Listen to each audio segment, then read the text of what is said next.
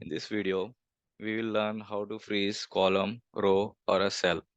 So for that, we have one Excel with all the data. Like if I scroll down, so I don't see the header information here.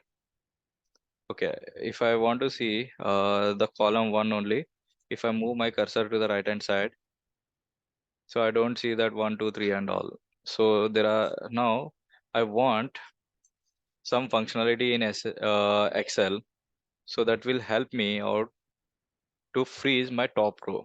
So for that, what we will do is we'll go to this view option. Under view option, we have a freeze panis. So click on that and click on freeze top row option. So when you click on top row option, so when scroll down, so you will see that the first row is a constant and it will not move, and below that first row all the values are moving.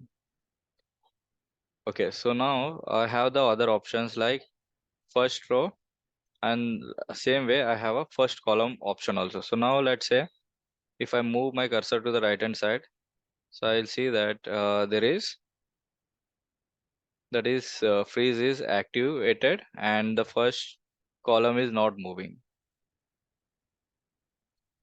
Okay, mostly we will use this option like freeze top row. Okay, other than that, I want to freeze particularly at this point so that I will have my rows are freezed here. Also, I want to freeze my columns at this level. So what I have the option is first unfreeze this one. Okay, nothing is working now. Now we have to go to freeze panis. So click on that. And if I scroll down, it is stuck on the first row.